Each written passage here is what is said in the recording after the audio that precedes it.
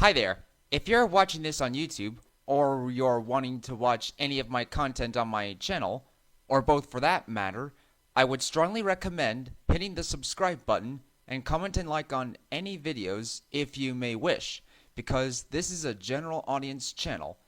Also, this video is not made for kids, it is for older fans and adults alike.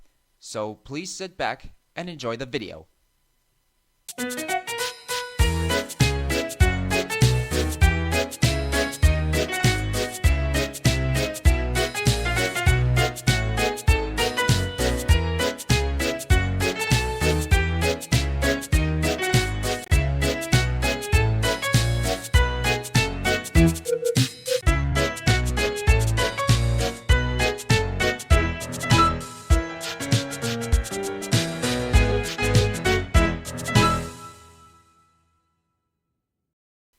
Judge to Misjudge.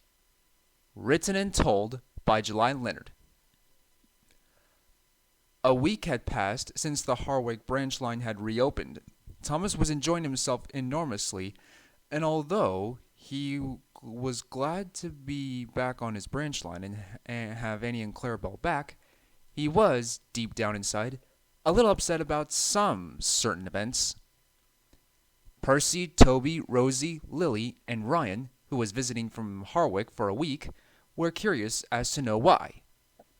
One evening, as they returned to the branch line sheds, they soon found out why.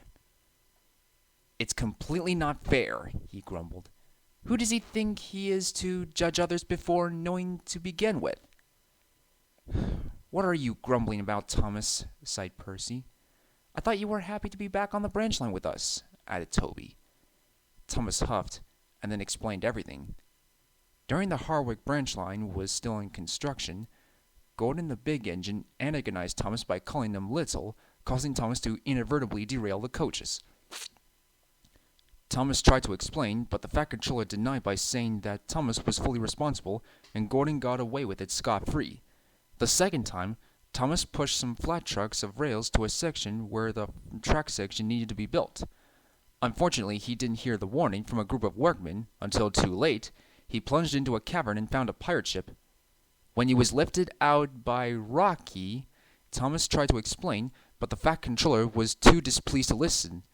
Then the third and last time, Ryan took some bad coal, and when Thomas was about to tell him, he was already too late, as Ryan already left to Brendam Docks to collect some dynamite.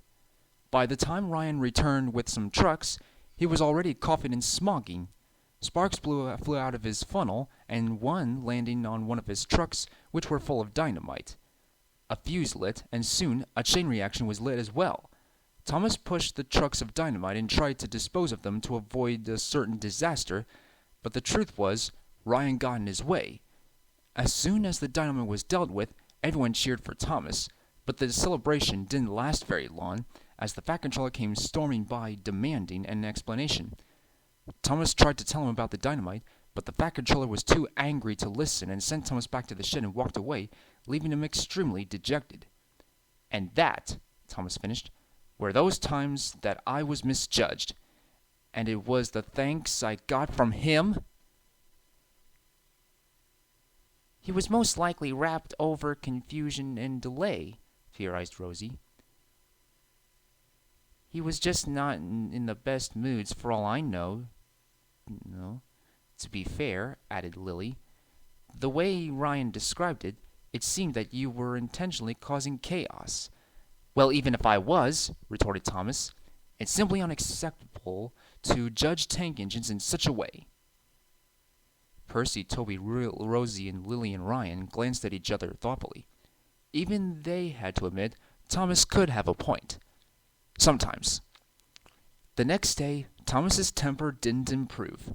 When he saw the Fat Controller on the platform at the top station at Farquhar, he acted like he wasn't there at all. It was very fortunate that he didn't seem to notice, but regardless, he was always on time and gentle with Annie, Clarabelle, and his passengers. In his mind, if the Fat Controller really thought tank engines can always cause chaos, he would soon prove him otherwise. A few days later, Thomas was preparing to leave the top station at Farquhar. he noticed that the Fat Controller was about to step on board. "I'm meeting with the manager of a heritage railway in the mainland," he said. "I'm planning to purchase a tank engine similar to Thomas. Do your best and be on time, Thomas. Can't afford a delay today." And with that, he entered Annie. Thomas felt he was about to burst into fury. "What does he think he has been doing for the last few days?" he hissed. Soon he pulled out of the station, quickly and smoothly as always, but not for the Fat Controller. Thomas sped down the branch line and arrived at the big station at Knapford right on time. Most of the passengers seemed satisfied, but the Fat Controller seemed nothing as he walked off to his meeting. Thomas was on the very verge of snapping. "Calm down, Thomas," soothed Annie. "You'll keep this up. You'll end up doing something you'll regret later on," added Clarabelle. But Thomas paid no attention. But the final straw didn't drop until later that afternoon. Thomas approached Farquhar with his return train. The Fat Controller was on board once again. Thomas assumed that his meeting gone well, as he seemed to be in a good mood. As he pulled his train into the platform, he spotted Percy on a siding with some trucks standing nearby. His safety valve had cracked and steam was leaking. "What's going on here?" demanded the Fat Controller. "Forgive me, sir," answered the station master, "but it seems Percy has broken down. I've already called for Ryan from Elsbridge. He'll be here shortly." "Good," said the Fat Controller. "We can always rely on him." Then in a quiet voice he added, "I wish I could say the same for some tank engines these days," he sneered darkly. However, that wasn't enough. Thomas was finally fed up. Before his driver and fireman could stop him, he let out a great big whoosh. Smoke and steam billowed the whole station. When it finally settled, Thomas saw that everything was completely damp. The passengers began shouting their complaints to the station master, and the Fat Controller quickly rushed over to calm them down, but not before turning to Thomas and saying, "I will deal with you later." Thomas did not feel so confident any more. Sure enough, the Fat Controller stormed up to the branch line sheds towards the engines, all except for Percy, who was sent to the Sodor steamworks to be mended, much to their shock. "Thomas the Tank Engine, what do you think you are playing at?" he demanded. "To lash out on the passengers like that is unacceptable. You better have an explanation, and it better be good." Thomas was speechless and was unable to say a word, but luckily he had no need to do that. "Excuse me, sir," barged in Ryan. "I think I know why Thomas did that. If you forgive me for saying so, sir, it revolves around you." The Fat Controller was shocked. "What do you mean, Ryan?" he asked. Ryan explained everything. The coach derailment, the pirate ship, and most of all, the dynamite incident.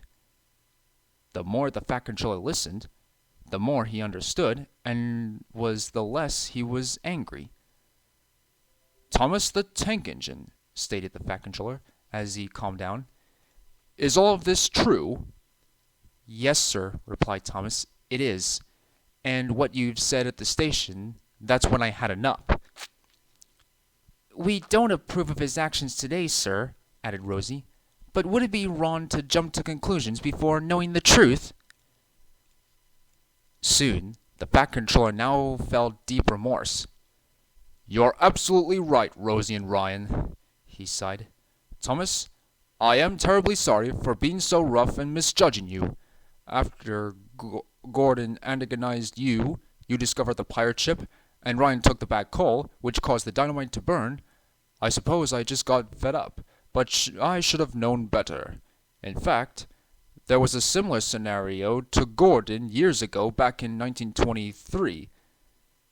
You were even there at the time, back when you were a shunting engine at Vickerstown, right?" "That's right," replied Thomas. The Fat Controller looked from Thomas, Toby, Rosie, Lily, and Ryan. "You may have your imperfections, but you have shown many times that you have been proving yourselves to be really useful. I may be your controller, but don't forget that means that I'm unreachable." The engines understood, and life took a more positive turn after that. Thomas is a much more happier engine, and knew he can be much more happier with the Fat Controller. As for the Fat Controller himself, he can still be strict and will discipline the engines when needed, but he's well aware that they work well, and without them, there would never be a proper railway to run. As for Gordon's alliance with Thomas being mended, I'm afraid that's another story.